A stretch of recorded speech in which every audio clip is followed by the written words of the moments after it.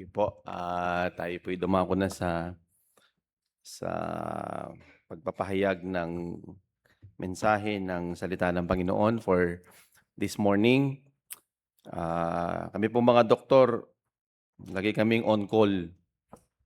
So, kung pag may emergency, laging ready to help. At yan yung tayo pong lahat ay tumayo at maging sa church at maging sa hospital. So, buksan natin ang ating mga Bible sa Romans chapter 8. At tayo'y magbasa ng salita ng Panginoon sa Romans chapter 8, verses 18. Ating sabay-sabay na basahin, 18 to 39. 18 to 39. Nandiyan na ba kayo? Say amen. Amen. So, buksan niyo yung mga Bible ninyo at buksan natin at ating sabay-sabay na basahin ang verses 18 to 39. So, read with me. Verse 18, "For I reckon that the sufferings of this present time are not worthy to be compared with the glory which shall be revealed in us. For the earnest expectation of the creature waited for the manifestation of the sons of God. For the creature was made subject to vanity, not willingly, but by reason of him who had subjected the same in hope, because the creature itself also shall be delivered from the bondage of corruption into the glorious liberty of the children of God. For we know that the whole creation groaneth and travaileth in pain together until now. And not only they, but ourselves also, which have the first fruits of the Spirit, even we ourselves groan within ourselves, waiting for the adoption into redemption of our body. For we are saved by hope, but hope that is seen is not hope. For what a man seeth, why doth he yet hope for? But if we hope for that we see it not, then do we with patience wait for it. Likewise, the Spirit also helpeth our infirmities, for we know not what we should pray for as we ought, but the Spirit itself maketh intercession for us with groanings which cannot be uttered. And he that searcheth the heart knoweth what is the mind of the Spirit, because he maketh intercession for the saints according to the will of God. And we know that all things work together for good to them that love God, to them who are called according to his purpose. For whom he did foreknow, he also did predestinate to be conformed to the image of his Son, that we might be the firstborn among many brethren. Moreover, whom he did predestinate, them he also called, and whom he called, them he also justified, and whom he justified, them he also glorified. What shall we say then to these things? If God be for us, who can be against us? He that spared not his own Son, but delivered him up for us all, how shall he not with him also freely give us all things? Who shall lay things in charge of God's elect? It is God that justifieth. Who is he that condemneth? It is Christ that died, yea, rather that is risen again, who is even at the right hand of God, who also maketh intercession for us. Who shall separate us from the love of Christ? Shall tribulation, or distress, or persecution, or famine, or nakedness, or peril, or sword? As it is written, for thy sake we are killed all the day long. We are as sheep for the slaughter. Nay, in all these things we are more than conquerors through him that loved us. For I am persuaded that neither death, nor life, nor angels, nor principalities, nor powers, nor things present, nor things to come, nor height, nor depth, nor any other creature shall be able to separate us from the love of God, which is in Christ Jesus. So, balikan natin yung verse 32. Ito yung isa sa mga nag-speak sa akin as I prepared this message. At ito rin yung ating memory verse last Sunday during our Sunday school. Sa verse 32, sabi dyan, "He that spared not his own Son, but delivered him up for us all, how shall he not with him also freely give us all things? If you have your Bible with you, bilugan niyo yung word na all things. Tayo'y manalangin, dakilang Diyos, we commit to you the preaching of thy word, O God. Salamat po for thy word na patuloy na nagiging source of our encouragement. Na bagamat may mga naranasan kaming mga hardships, difficulties in life, we know, Father, na you are there with us. At alam namin, O God, na all these things, O God, should come to pass. Dahil ito po'y iyong na-prophesy na ito, O God, sa iyong salita many years ago sa Old Testament. At even in our time right now, alam namin, Panginoon, na ito na pong mga nangyayari ngayon in our globally, Father, ay katuparan na po ng mga prophecies na iyo pong binanggit sa iyong salita. At salamat, Father, dahil we have thy word. We have thy Holy Spirit na siyang pwedeng kumilos, Panginoon, sa aming kalagitnaan para muli mangusap sa bawat isa sa amin. I pray, Father, ng iyong pagkilos po ng iyong banal na Espiritu ay maramdaman po ng bawat isa. Kung may mga kapatiran kaming nangihina, natatakot, nagkakaroon ng worry, O God, sa mga nangyayari, encourage us, O God, with thy word. At ikaw po ang patuloy na maitaas sa aming kalagitnaan this morning. Muli, all these things we ask in Christ's name I pray. Amen. Pwede na pa tayo maupo. Sino sa inyo rito ang you consider yourself blessed? Taas ang kamay. Can you consider yourself na blessed? Ito lang, wala. O konti. Ito sa taas. Are you blessed? Yes, of course. Pero ito yung pangalawang tanong. Are you willing to be a blessing to others? Sino ngayon ang kayang magtaas ng kamay? Kumonti na, kumonti na, kumonti na. Willing ka? Bless ka eh. So, gusto mo naman ngayon maging blessing ka sa iba. Di ba? Kasi yun ang isang katangian ng isang tao na binless. Nagiging pagpapala siya sa iba. Okay? So, for this morning, let me share to you a message about an affirmation of God's generosity. An affirmation of God's generosity. Andiyan na ba? Yan. Okay? So, we are facing an uncertain future. Do you agree? Yes. Sino sa inyong medyo nag-worry kasi yung price ng gas, yan, record high globally. First time. The last time na nagkaroon ng oil crisis, parang ang edad ko noon ata is mga 10 taon pa lang. So yung iba sa inyo hindi niyo naranasan yung oil crisis in the 70s na talagang nagtaasan lahat ang mga presyo ng gasolina kasama ng mga bilihin. So hindi na tayo bago rito. So dito sa mga medyo bata-bata, ngayon lang ninyo nararanasan. And we are constantly hearing escalation of war. No, pag kayo'y nanonood sa mga balita, parang ayaw mo nang manood ng balita. Kasi one and the same. No? But ang question is, how can the children of God, tayo, survive in these times of crisis? Paano tayo mabubuhay sa ganitong mga sitwasyon na mayroong krisis? No? Just recently, nagkaroon tayo ng faith promise commitment. Okay? Na ilan yung nag-commit? 200? Tumas na ba? Ano si Pare Toto? 200 plus. Pero previously, ilan? 300. So, mayroon bang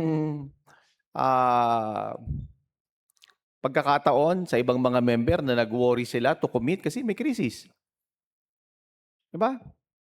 So, asan yung iba na? Asan yung ibang mga nag-commit before? Next slide.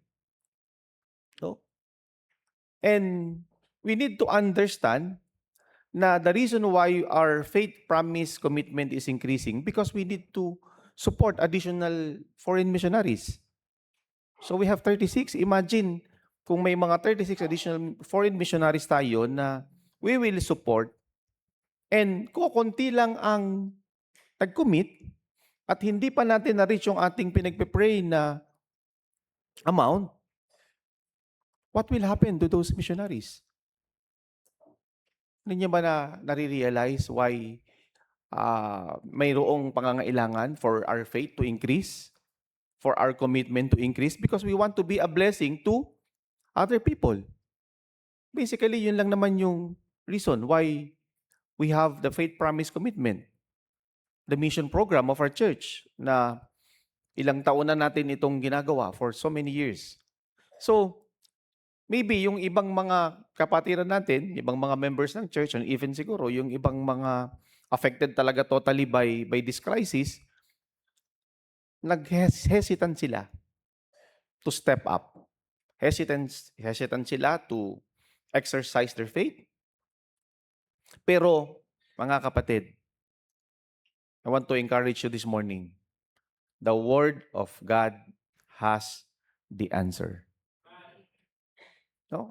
At kailangan nating makita na our sovereign God, our almighty God, our all-sufficient God, He is in control of everything. In control siya. Nakakatakot. Di natin alam kung anong mangyayari. Pero, andito ang kanyang salita. Andito yung kanyang presensya to encourage us. So, ano yung affirmation ng generosity ng Diyos? Number 1, there is a promise blessing for the family. Kaya nga tinanong ko sa inyo kanina, are you blessed? Sabi ninyo, yes, I'm blessed. No? Kasi, makikita natin doon sa ating binasa sa Romans chapter 8, verses 15 to 17. Balikan natin. Sabi dito, hindi pala natin ito na inabot, pero balikan natin sa amatras kayo ng konti. Doon sa verse 15, sabi dito, for you have not received the spirit of bondage against to fear, but you have received the spirit of adoption whereby we cry, Abba, Father. Verse 16, the Spirit itself beareth witness with our spirit that we are the children of God. And then verse 17, and if children, then heirs, heirs of God, and joint heirs with Christ, if so be that we suffer with him, that we may be also glorified together. So, itong promised blessing for the family, this was prophesied already in the Old Testament. Next slide, bud. Tingnan natin, bakit ko nasabi na mayroong promise blessing sa ating pamilya? Because makikita natin in Genesis chapter 12 verse 3. Buksan niyo yung mga Bible ninyo. In Genesis chapter 12 verses 1 to 3. Maganda yung verse 1, bad. Sabi niya, now the Lord had said unto Abram, get thee out of thy country, and from thy kindred, and from thy father's house, unto a land that I will show thee. Verse 2, and I will make of thee a great nation, and I will bless thee. So pinagpaalala ng Diyos sa Abraham, this is the Abrahamic covenant, and make thy name great. Tingnan yung sumunod. And thou shalt be a blessing. Verse 3, and I will bless them that bless thee, and I will curse him that curseth thee. Yung kasunod na talata, napaka-powerful nito. And in thee shall all families of the earth be blessed. Grabe, napakatindi, napaka-powerful yung statement na yan, itong verse na yan sa Bible. At ito'y ni-remind ulit ng Panginoon sa Genesis 22, verses 17 and 18. Genesis chapter 22 verses, balikan mo ulit 17 ba? Sabi diyan, that in blessing, I will bless thee, and in multiplying, I will multiply thy seed as the stars of heaven and as the sun which is upon the seashore, and thy seed shall possess the gate of his enemies. Verse 18, binanggit yan. Tingnan niyo ulit. And in thy seed shall all the nations of the earth be blessed. In thy seed. Sino yung seed na binabanggit dyan? Sino yung seed na binabanggit dyan? It is the Lord Jesus Christ.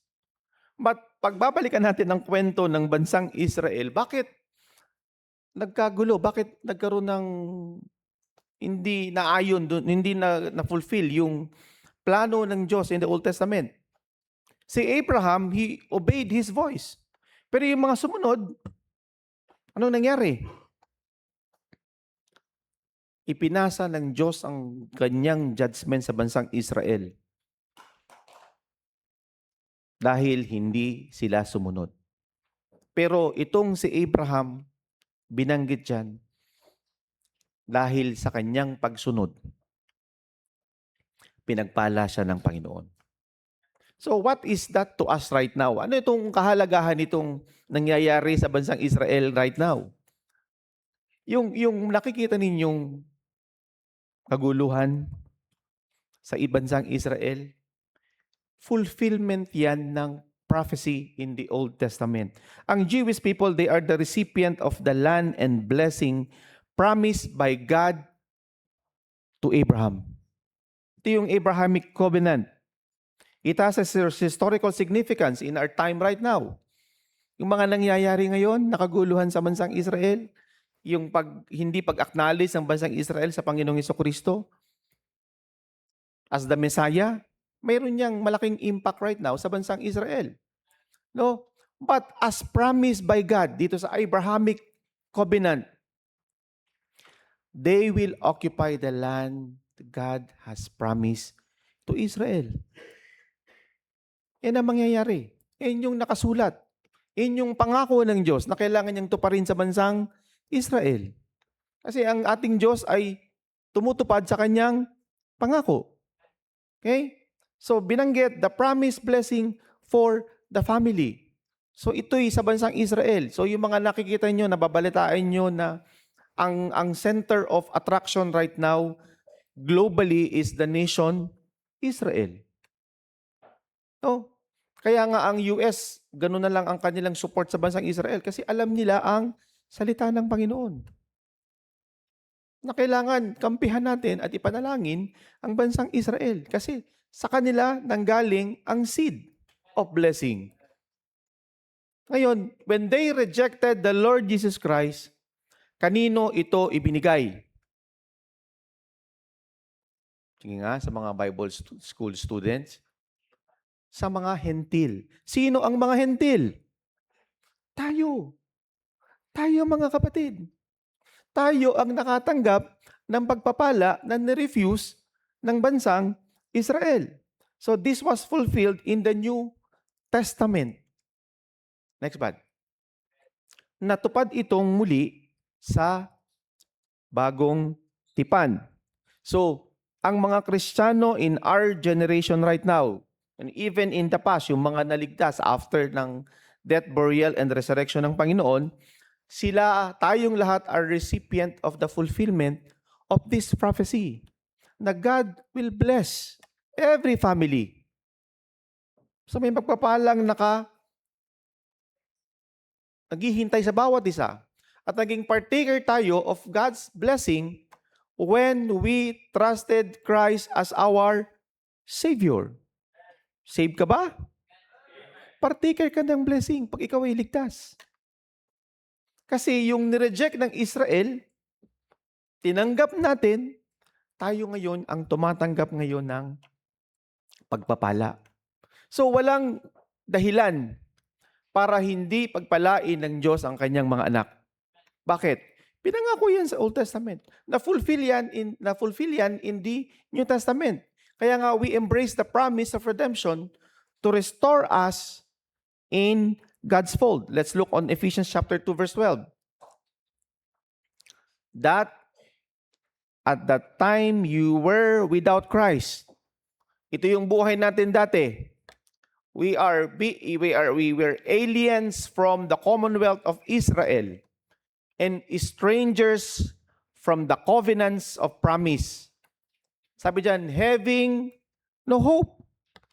Walang pag-asa. And without God in the world. Ito yung ating sitwasyon before, nung hindi pa natin kilala ang Panginoong Hesukristo. Pero, purihin ang Panginoon. Anong nakilala natin siya personally sa buhay natin, binigyan tayo ng pagpapala na dapat nasa bansang Israel. Let's go back sa Romans chapter 8, verses 15 to 17. For you have not received, 15 bad. We have not received the spirit of bondage again to fear.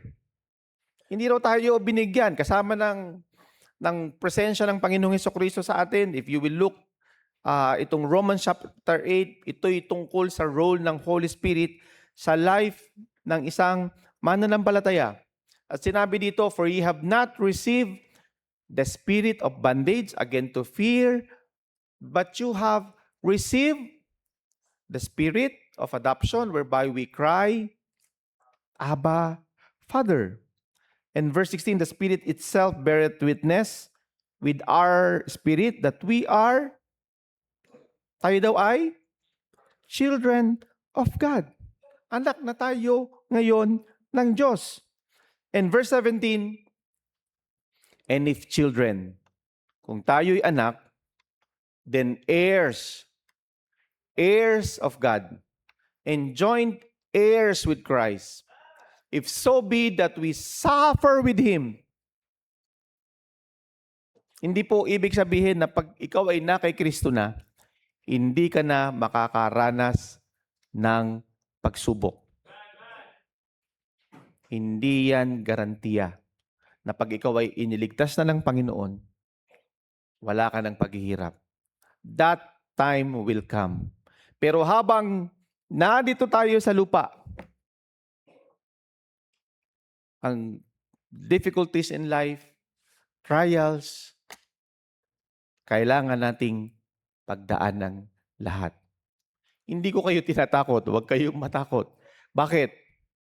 Kasi may karugtong na binanggit dyan, that we may be also glorified together. No, kung tayo man ay, ang Panginoong Hesukristo ba, dumaan siya ng suffering. Naghirap din ba siya? Yes. No, kasi ang mahirap lang tanggapin na right now, ayaw nating mahirapan. Tama? Pero kung ikaw ay tunay na anak ng Diyos, at kung kasama mo ang Panginoon, hindi magiging mahirap pagdaanan ang anumang sitwasyon sa buhay. So, number 1, mayroong pangako ang Diyos na pagpapala for every family. At tayong lahat, partaker tayo nun. Kabahagi tayo ng pagpapalang yan. Yan ay pangako ng Diyos. Yan ay tinupad niya sa buhay namin, sa buhay ng mga ibang member ng Laloma Baptist Church.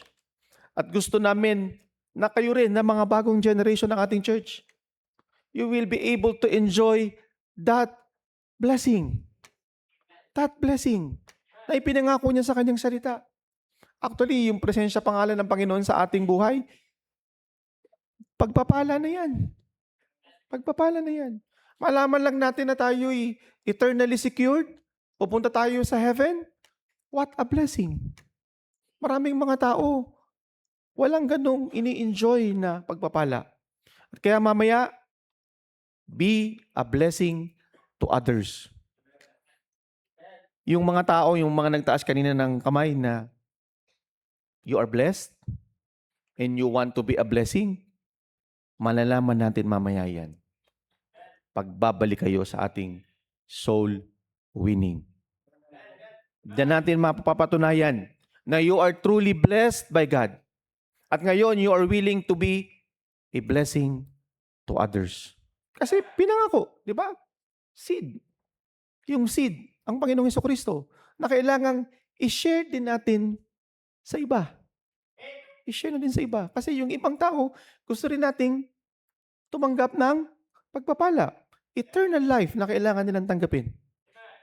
Okay? So kung dito sa ating congregation ngayon, sa aming mga bisita, hindi mo pa tinanggap yung pagpapalang yan, wala pa si Kristo sa puso mo, mamaya, prepare your heart na tanggapin ng pagpapala ng kaligtasan sa buhay mo. Okay? Okay pa kayo? Are you blessed? Amen. But do you want to be a blessing? May kasunod. May problema. Second is the problems brought about by fear. Makikita natin dito sa verse 18, if you will look on Romans chapter 8, sabi diyan, for I reckon that the sufferings, dami nga nito of this present time are not worthy to be compared with the glory which shall be revealed in us. So, reality check. Ang buhay hindi madali. Mga kabataan, mga young professionals, mahaba-haba pa kung hindi pa babalik ang Panginoon, mahaba-haba pa itong pagdadaanan natin. Pagdadaanan ninyo or even siguro kami. Pinagdadaanan pa rin until now. Pero, sabi nga dyan, daanan mo lang. Kasi, reality. No? May sufferings, hindi yan mawawala. Sino sa inyo gusto na mawala ng sufferings? Sino gusto?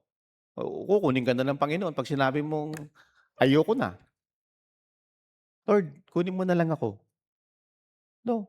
Pero sabi dyan, yung sufferings natin of this present time are not worthy to be compared with the glory which shall be revealed in us. Sabi sa verse 35, baba kayo sa verse 35. Verse 35 ng Romans chapter 8, and who shall separate us from the love of Christ? Ngayon, do we have tribulation? Yes. Uncertain ang future. Maraming, hindi pa to yung tribulation na 7-year tribulation hindi na tayo dadaan doon. Distress. Mga nanay na nag-worry. Anong ipapakain sa mga anak? Persecutions. Famine. Meron bang chance na magkaroon ng famine? Yes. Nakedness. Walang katalagan ng mga basic necessity ng tao. Peril. Yung sword na binabanggit dyan, it's war. No. Meron bang kaya maghiwalay sa atin sa pagmamahal ng Panginoon? Ang sagot dyan ay wala. Hindi kayang tibagin dapat ng anumang paghihirap ang pagmamahal na ipinakita ng Panginoon sa atin. Because our God is a generous God. Affirmation yan, yung binigay niyang Panginoon Jesucristo, it proves na mahal tayo ng Panginoon. Na kahit dumadaan tayo sa ganitong mga paghihirap, a time of hardships. Next slide. We are in a situation where life will not get better. Kung sinasabi ng mga politiko na sila yung pag-asa para maging maayos ng Pilipinas, it's a lie. Because things will not get better. So brace yourself. Brace yourself for what will happen in the near future. Nasa end times na po tayo, mga kapatid. Dadaan at dadaanan natin lahat ito. But as a Christian, as a believer ng Panginoon, dapat makita natin na itong mga difficulties na to ay mga magandang opportunity for us to endure. No? Kasi reality, dadaan tayo dito pero ano yung mindset natin? Ano dapat ang perspective natin? Kung kasama mo ang Panginoon, mararamdaman mo na kaya nating harapin. Kasi ang Panginoon, likewise, He suffered. It is a situation where God is molding us to become a better person. Make or break ito. Itong nangyayari ngayon sa ating kapaligiran, pag tiningnan natin, ano ang kabutihang idudulot nito? Meron ba? Kung sa pagtingin mo, parang wala, hindi iyan ang design ng Diyos. Hindi iyan ang plano ng Diyos sa bawat isa sa atin. Kasi itong ganitong mga situation, it is also a time to hope. A time to hope. May pag-asa pa ba ako? Yan ang malaking tanong. Kung kayo ang tatanungin ko ngayon, may pag-asa pa ba? Parang wala na. Hello, may pag-asa pa ba? Meron! Meron! So wag mawalan ng pag-asa kahit mayroong paghihirap na kakaharapin ang bawat isa sa atin. Are you blessed? Yes. Be a blessing. Na yung ibang mga tao magkaroon din ng pag-asa. Kasi wala. Parang napaka-hopeless. Pero as a Christian, we have to look forward on what God has promised us. Babalik at babalik pa rin tayo sa ipinangako ng Diyos sa atin. Next bud. We have to look forward on what God has promised us. Yan lang ang magpapatibay ng pananampalataya natin. Yan lang ang magpupush sa bawat isa sa atin to do something for God. To do something for God. Because all the things that we are experiencing today are only temporary. Sabi ko nga sa inyo, daanan lang natin yan. Pero kailangan talagang daanan. And as a Christian, there is a better day ahead of us. Bakit? May pinangako ang Diyos eh. Hindi yun ang ating sandigan. No, yes. It is a time of hardships. It is a time of difficulties. But itong mga bagay na ito, dapat it should strengthen our love for Christ. Ito dapat ang opportunity for us to feel the love of Christ. Na talagang nararamdaman mo na hindi ka fino-forsake ng Panginoon. Hindi ka pinababayaan ng Panginoon. Kumain pa ba kayo ng maga, tanghali, hapon? Hello? Man, what a blessing. Marami na ngayon ibang mga tao na hindi na kumakain. Ang kinikita na lang nila dun sa pamamasada 50 pesos. 200 pesos. Pero kung tayo kumakain pa rin tayo ng maga, tanghali, hapon, magpakita tayo ng pasasalamat sa Panginoon. Lord, salamat.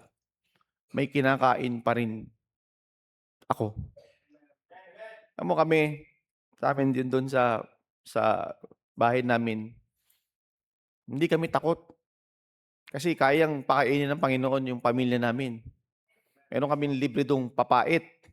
Kaya sineshare namin yan sa mga gusto ng mapait. Meron kaming labong. And nakakatuwa. Alam mo, hindi lang papait ang binigay sa amin ng Panginoon. Tilapia. Hindi lang fiber, gulay. Pati protina. Nung natuyo yung pan doon sa likodan ng bahay namin, sila nakapunta sa bahay, dahil mayroon dong pumunta si Linda doon. Tapos, Ilang pieces yun? 45 pieces? Halos isang linggo namin kinain yung libreng tilapia. So, yung provision ng Panginoon, naranasan na natin yan during pandemic. Hello? Yung provision ba ng Panginoon, naramdaman natin during the pandemic? Yes. So, ngayong may bagong impending crisis ahead of us, hindi natin kailangan matakot. Hindi natin kailangang mag-worry. Why? Because there is hope. May roong pag-asa. At hindi dapat nito hinihinder para ang bawat isa sa atin ay i-exercise ang ating pananampalataya. Para i-exercise ang ating pananampalataya. Yes, mayroong impending crisis. Actually, ngayon, meron na talagang crisis. Sabi nila, ang gasol 20 days na lang. So, dun sa mga nag-aanligas, mag-isip-isip na kayo. Hindi ko kayo tinatakot. Pero baka magkaroon talaga ng kawalan ng gas. Ang kuryente, hindi na alam what will happen.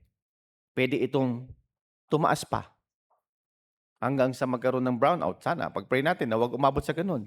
Pero ito yung reality po ng buhay sa ganitong mga panahon. And how can God sustain us? How will God sustain us?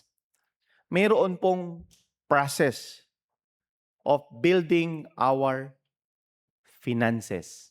Mabilis lang tayo. Number 3. 4 points lang po ako. The process. So, anong gagawin natin ngayon? May crisis. Yes, we can pray. We are doing that already. At ito talaga yung dapat mag-ano sa atin, mag-push sa atin to how to survive itong crisis that we are experiencing right now. Lumuhod sa Panginoon. Lumuhod sa Panginoon. Pero kailangang daanan yung proseso.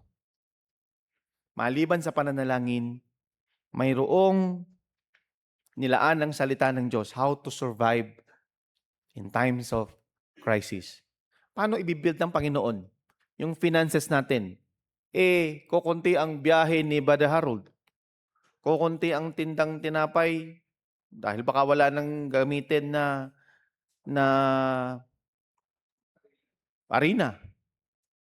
Buti pa si Brother Ding, yung ginto, andun lang. Walang problema.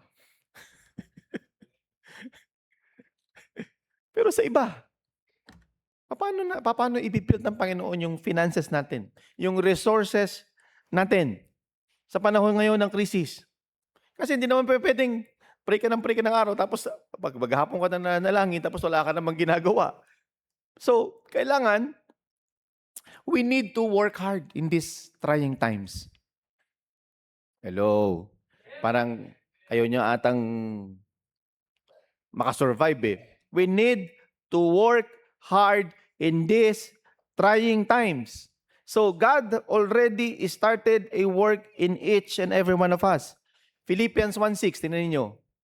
Meron bang sinimula ng Panginoon kung ikaw ay newly grad, kapapasa ng exam? No? God is already doing a good work in us. Sabi diyan, being confident of this very thing, that He which hath begun a good work in you will perform it until the day of Jesus Christ. So, meron ng sinimulan. So, doon ka magsimula. Ano yung meron ka ngayon? Kasi pinangako ng Panginoon, it is a good work. No? Na sinimulan niya sa atin. But we have to realize na blessing will not come if we will not do something to earn. Hindi pa pwedeng patumpik-tumpik ka lang. Hindi pa pwedeng pakuya-kuya-kuy ka na lang at wala ka nang gagawin. Magmumukmuk ka sa bahay, magsasalpiti ka, Lord, i-bless mo naman ako. Wala ka namang ginagawa. No? Anong sabi sa 2 Thessalonians chapter 3 verse 10? 2 Thessalonians verse 3, O chapter 3, verse 10. For even when we were with you, sabi dyan, this we commanded you, that if any would not work, neither should he eat. So paano ka kakain? Magtrabaho, magsikap, mag-isip ng paraan. Tapos ipanalangin mo, Lord, bless my effort. Gusto ko pong buhayin yung pamilya ko. Gusto ko po yung aking mga anak ay kumakain pa rin. Kahit may krisis. Lord, bigyan mo ko ng wisdom. Kung anong trabaho ang pwede kong pagkakitaan sa ganitong mga panahon. Because may pangako ng Panginoon eh. Pero may proseso pa rin dapat daanan.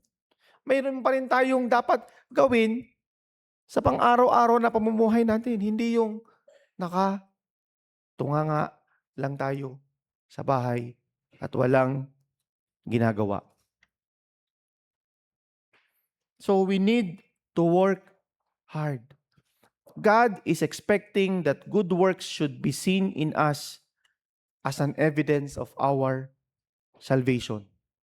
Na sa ganitong mga panahon, wag sanang makita ang mga Kristiyano, totoong Kristiyano, ang nandadaya para lamang kumita.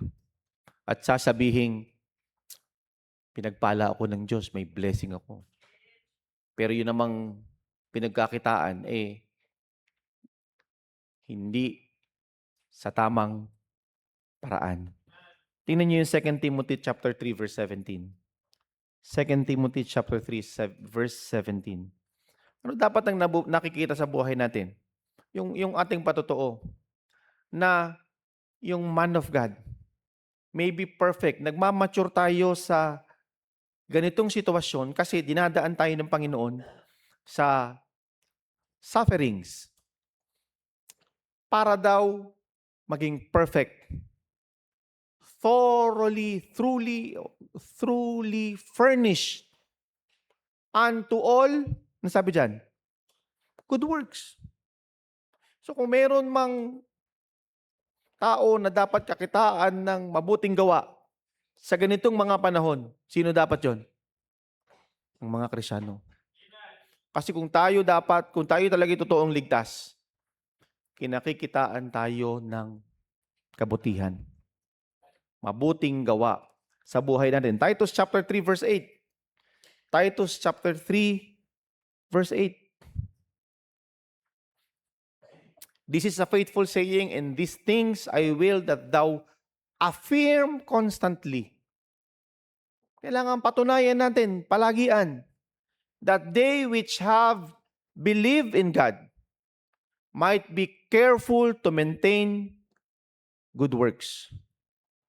Because these things are good and profitable unto men. Ito yung isang patotoo na ang isa talagang tao ay ligtas. Nagiging mabuting empleyado siya ng gobyerno, mabuting businessman, kasi may kabutihang lumalabas. Yung kanyang buhay, yung kanyang negosyo, hindi lamang sa sarili niyan. Yung ibang mga tao ay pinagpapala din through that testimony na mayroon ng isang Kristiyano. So, ano yung process to build our finances in these trying times? Siguro kung kailangan man, mas magdoble ng pagsusumikap because life is hard. Second is we need to wait and persevere. Persevere. No? Sabi sa verse 24 and 25, for we are saved, Romans chapter 8, verse 24-25, for we are saved by hope, but hope that is not seen is not hope. For what a man seeth, why doth he yet hope for. Verse 25. But if we hope for that we see not, then do we with patience wait for it. Sa buhay, mga kapatid, walang shortcut. Sinong gusto agad-agad sa isang iglap? Mayaman agad. Siyempre, yun ang gusto natin. Pero hindi ganun ang pamamaraan ng Panginoon. Kaya hindi tayo tumataya sa loto. Amen? Amen? Dapat hindi tayo tumataya sa loto. Shortcut yun eh. No? Kailangan mayroong patience. Mayroong paghihintay. May kwento ko lang sa inyo. Kami ng asawa ko, marami rin kaming pinagdaanan. Like itong kinakwento even sa mga anak ko. Nakabili ako ng brand new na rubber shoes. Ang edad ko na ay 40 years old. 40. Natapos ako ng pag-aaral ko as a doctor, 1994. Residency training, 2000. Nag-work sa government, 2002. Pero nakabili ako ng sapatos ko na brand new, na nagagamit ko pang basketball. Mga 40 years old na ako. So, sa buhay, huwag kayong magmadali. Huwag kayong magmadali. Hayaan ninyo ang Panginoon na magbigay ng pagpapala. Just work hard. Maintain a good testimony. Kung saan ka man ginagamit ng Panginoon, ano man yung trabaho mo, hayaan mong ang Diyos ang magbigay ng pagpapala. But you need to wait. You need to persevere. Kailangan magsikap, maging patient. No, patient is always a virtue. It is always a virtue. So, yung proseso of building our finances, mag-keep kayo ng inyong mga record of blessing para makita ninyo, Lord, thank you. Ito lang supposed to be. Ako, honestly speaking, hindi ko to sinasabi para lang magyabang. But sinasabi ko ito sa inyo just to be an encouragement sa iba na ang Diyos natin totoo sa kanyang mga pangako.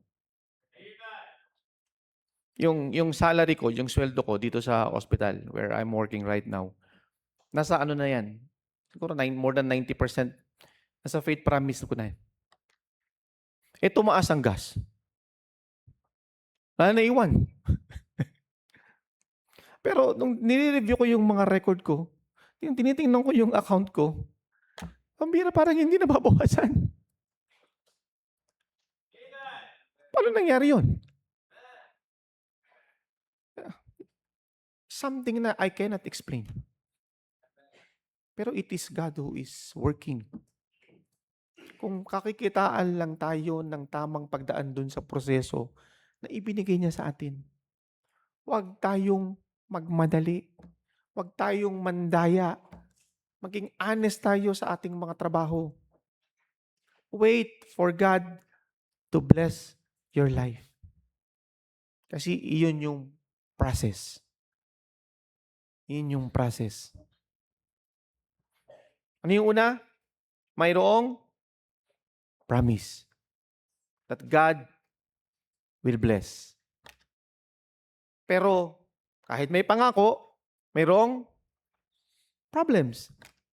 Medyo nakakatakot. Uncertain. Pero may pangako eh. Kahit nasabihin nating mahirap, may pangako eh, Lord eh. Sinabi mo yan sa akin eh. Pero third, kailangan daanan yung process. Mahirap, yes. Pero kailangan may gawin pa rin tayo. Huwag tayong magmukmuk. Manalangin, magtrabaho. Maghintay ng mga good opportunities. And last. Hello. Para ngayon pa ata ninyong matapos. Last. Ito na yon. The affirmation of God's generosity, the provisions, based on our faith. Kaya pa bang i-provide ng Panginoon ang mga pangangailangan natin? Kahit na may ganitong pagsubok, difficult times? Yes. Dadaanan na namin yan. Kaya nga, yung ibang mga men, pag sinabi namin may krisis, normal na minsan sa amin yan eh. Dinaanan na namin yan eh. Pero kayong mga bago, na dumadaan pa lang dito sa ganitong sitwasyon, sasabihin namin sa inyo, enough ang provision ng Panginoon. If only you will exercise your faith. Huwag kayong matakot na manampalataya. Dahil mayroong pinangako na ang Diyos sa atin. It requires God's guidance. Yung palang presensya ng Panginoon sa buhay natin is already a crucial part of surviving in these trying times. Next slide. Yung palang, yung presensya pa lang, yung guidance ng Panginoon sa atin. Anong sabi sa Romans chapter 8, verse 31? What shall we then say to these things? What shall we say to these things?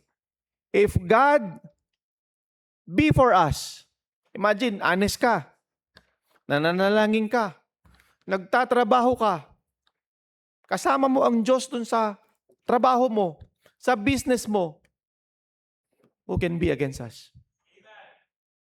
Pababayaan ka ba ng Panginoon? Kung kasama mo siya sa trabaho mo, hindi mo siya kinakalimutan, inuuna mo siya palagi, pinagtitiwalaan mo siya. Pero kung nawala na yung presensya ng Panginoon sa trabaho mo, sa business mo, at hindi mo nakasama ang Diyos, you will not survive in these trying times. Kasi ang sabi dyan, we need God's guidance. Yung kanyang presence sa life natin is very crucial para maramdaman mo yung provision ng Panginoon. Kaya nga itong ganitong mga sitwasyon, dapat lalo tayong nagiging tapat sa pag-attend ng church. Bakit? Dito mo mararamdaman yung pagmamahal niya sa'yo. Yung pag-aruga niya sa'yo.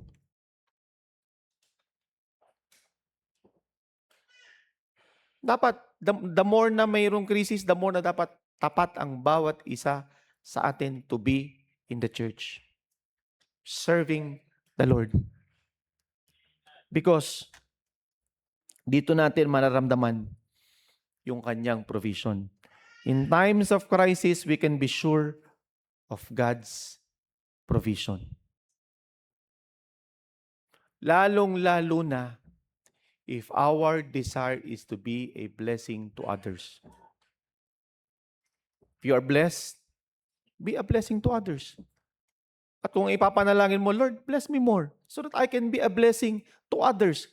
Pag yan ang laman ng panalangin mo, God will never say no. Kasi kasama mo ang Panginoon dun eh. Who can be against us? Proteksyonan ng Diyos ang trabaho mo. Proteksyonan ng Diyos ang business mo. Kasi andun siya. Kasama mo. At yung provision niya, sabi ko sa inyo, mamamangha ka. Magugulat ka. At sana kayong mga bagong mga member ng church, ma-experience niyo yung sinasabi ko. Kasi kami na nauna sa inyo, we experienced that already. Ang kayong mga maiiwan, kayong mga susunod na generation ng Lalong Baptist Church, sana kayo rin. Maramdaman ninyo, ma-experience ninyo yung provision ng Panginoon. Pero yung provision na yan, may kaakibat yan na responsibility. Yung pananampalataya sa Kanya. Yung pagsunod sa Kanya. Why is it na si Abraham binless ng Panginoon? Ano yung ating binasa kanina? Because of his obedience to the Lord. Yung mga sumunod na mga generation, ito nakakalungkot. Ito yung kinakatakot namin ngayon dito sa ating church. Yung mga susunod na generation, hindi na sumunod sa Panginoon at ma-miss yung promise, blessing of God sa Laloma Baptist Church. Yan ang nakakatakot. If you will not do something, if you will not exercise your faith, ngayon pa lang, you will never survive these trying times. You will never survive. Kung ngayon pa lang, hindi mo na-exercise yung faith mo. Yung simpleng commitment lang, mag-fill up ka lang, kahit 10 piso, kahit 100, hindi mo magawa. Paano ka sasamahan ng Panginoon sa trabaho mo? Paano ka sasamahan ng Panginoon sa trabaho mo? Paano ka sasamahan ng Panginoon sa business mo? Eh, hindi mo kasama ang Diyos. You will never survive. Dahil kung ang desire mo ay maging blessing sa iba, walang pwedeng maging hadlang. Mag-overflow yung pagpapala ng Panginoon sa iyo. Kami, hindi na namin alam. Minsan sabi ko nga sa inyo, kami sumusuko na kami. Asawa ko. Hindi na namin ma-explain eh. Pero as we become a blessing to others, pasok lang, labas. At sana kayo rin. Kasi kami na yung patotoo eh. Kami na yung affirmation of God's generosity sa life natin na gusto naming maipasa sa inyo. Pero ngayon na nangyayari sa nakikita natin na krisis, parang hindi yata totoo na ang Diyos nagpapala the way we are seeing this sa church natin. Malalaman natin mamaya kung sino ang sasama sa soul winning. Malalaman natin mamaya kung madadagdagan ba yung commitment ng ibibigay ng church natin para mag-support ng additional missionaries. Para marami ring mga tao ang i-bless ng Panginoon. Para i-bless din sila ng Panginoon. Kasi ikaw may blessing ka na eh. Ayaw mo ba na maging blessing ka rin sa iba? Na magamit yung mga missionaries natin para i-share ang gospel sa mga tao? Para yung mga tao na mawi-witnessan nila, mga families na maidadagdag sa church, ipibless din ng Panginoon. Ganun lang yan mga kapatid, kasimple. Pero wag tayong mawala sa focus sa gitna ng krisis na mayroon tayo ngayon. Focus lang. And last, it is the result of God's generosity. Yung provision ng Diyos is the result. He will not withhold anything from us. He will not withhold anything for us. Ang sabi sa verse 32, He that spared not His own Son. Imagine, yung kanyang bugtong na anak, tayo kaya ba nating ibigay yung ating kaisa-isang anak to be a sacrifice for other people? Naturally speaking, hindi. Pero ang Panginoong Diyos, He spared not His own Son. It is the result of God's generosity na kahit isa-isa niyang bugtong na anak. At tayo, marami na tayong mga preaching dito sa church na nakita natin yung sakripisyo ng iba. Ang ating pastor is sacrificing. Pero bakit yung iba hindi kaya magsakripisyo? Eh, ang Diyos nga nagsakripisyo. Para sa atin. Para iligtas tayo. Now na naramdaman mo na yung blessing, bakit hindi naman ikaw ngayon ang maging blessing sa iba? Ang Panginoon, He spared not His own Son, but delivered Him up for us all. Para sa ating lahat. How shall He not with Him also freely give us all things? Ito na yun. His promise of abundant blessing is the fulfillment of this prophecy. Ito na siya. Fulfillment na ito ng kanyang mga pangako. In the Old Testament, may seed na magiging blessing sa mga pamilya. And it is not limited by any situations in life. In good times and in good times and in bad times. Andun ang presensya ng Panginoon, ang pangako ng Panginoon.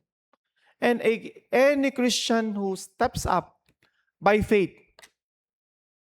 affirms or proves that God's generosity flows through our lives.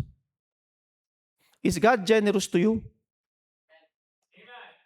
Parang kukunti lang ata.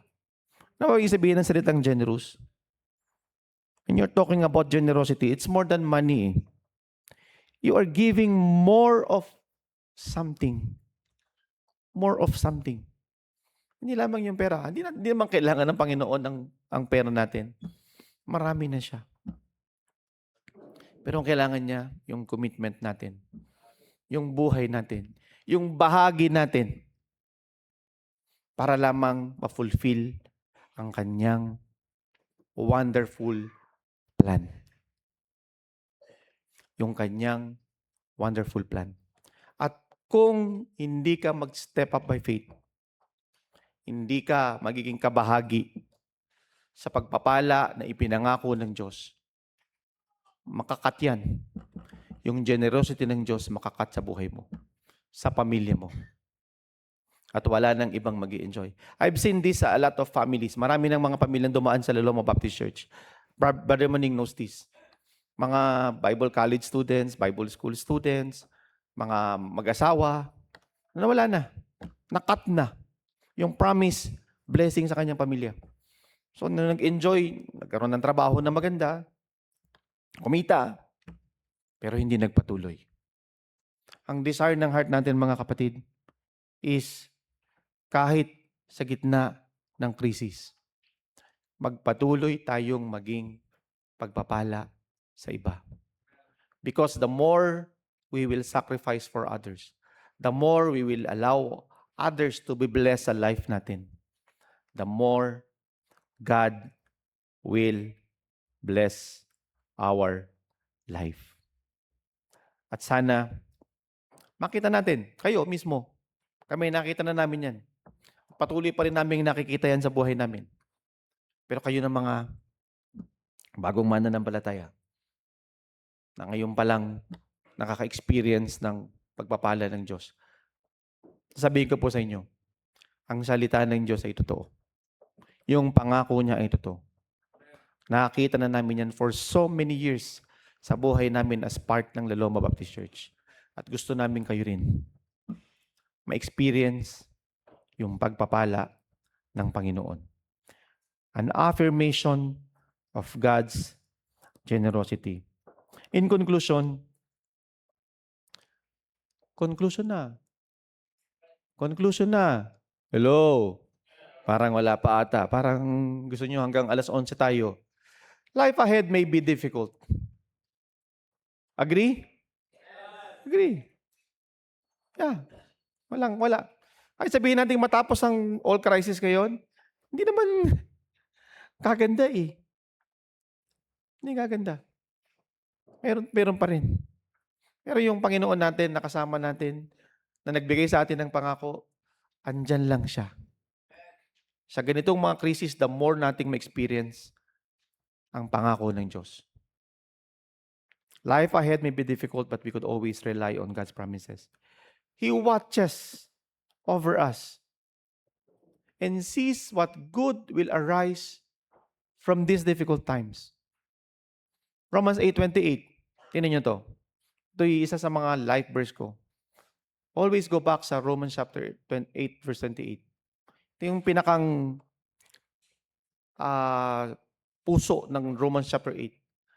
And we know that all things work together for good to them that love God. Mahal mo ba ang Panginoon? Are you willing to be a blessing to others? To them who are the called according to His purpose. Ano yung purpose niya? I-bless ng Diyos ang mga families through His seed. Yan din ang purpose ng Diyos sa bawat isa sa atin. Para yung kanyang pangako, magtuloy-tuloy.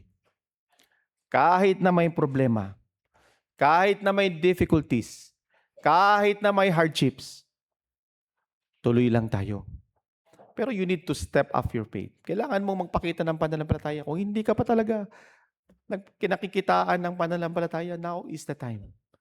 Kung kinakausap ka ng Panginoon ngayon, Lord, I will commit. Lord, I will be part of your plan, your purpose of blessing each family of the earth by sharing the gospel, by being a part ng mission program natin. Na in spite of uncertainties, last bad, in spite of uncertainties, could always live by faith. Mamuhay pa rin tayo ng may pananampalataya. Hindi dapat tayo kakitaan ng takot sa mga problema. Because we know we have a generous God. A generous God who will not withhold anything from us. Totoo po ang salita ng Diyos. Hindi niya tayo iiwanan. Hindi niya tayo pababayaan.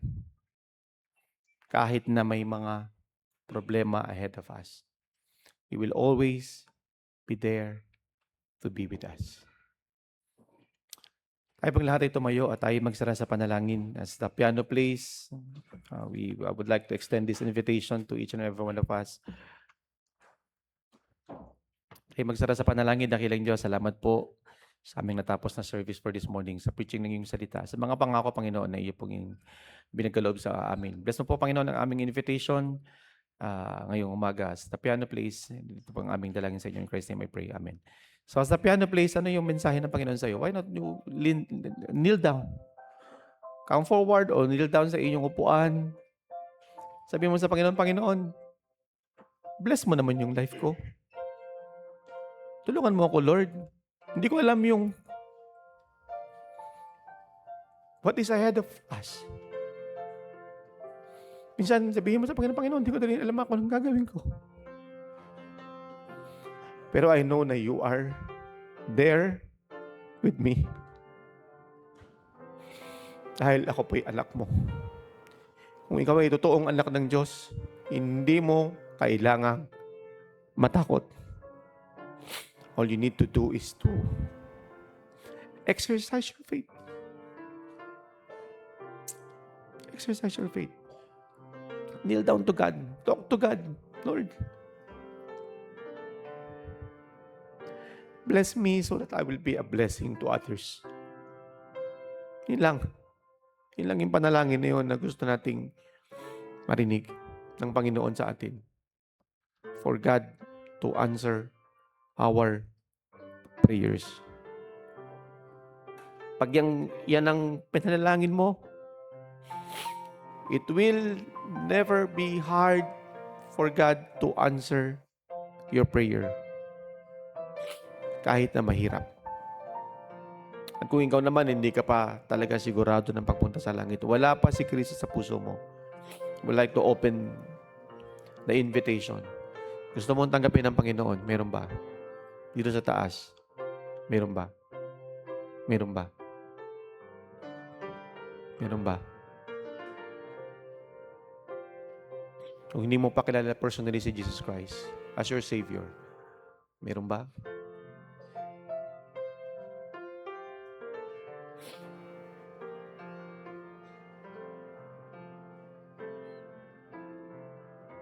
So prove to God.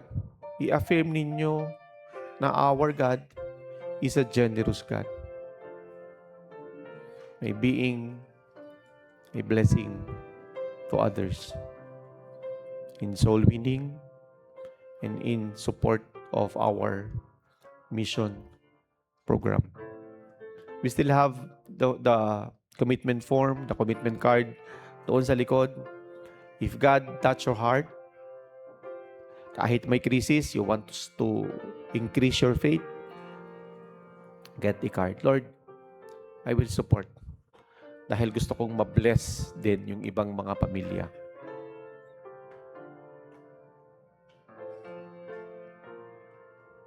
And if you want to increase then your commitment, you can always do so. Kahit na mayroong krisis. Tayo magsara sa panalangin. Dakilang Diyos, salamat po for moving in our midst. Salamat, O Holy Spirit, for ministering to us this morning. Na kami po ina-encourage, O God, ng iyong salita. Ng iyong mga pangako sa iyong salita. Na even sa gitna po ng mga nangyayari sa mundo namin, we know, Father, na we can always rely on Thy promises. Tulungan mo kami, Panginoon, to exercise our faith, na even sa gitna po ng krisis, ay pwede pa rin kaming maging blessing sa iba. In sharing Thy word, in supporting, O God, yung ibang mga missionaries namin na ginagamit mo, Panginoon, para ipahayag ang iyong salita, ang mensahe ng kaligtasan sa ibang tao. Gamitin mo lang po, Panginoon, ang mga buhay namin to be a blessing to others. At salamat po sa pagkilos mo sa umagang ito. Sa iyo po lahat ng papuri, sa iyo po lahat ng pasalamat. Amin dalangin na sa inyo. In Christ's name I pray. Amen at amen.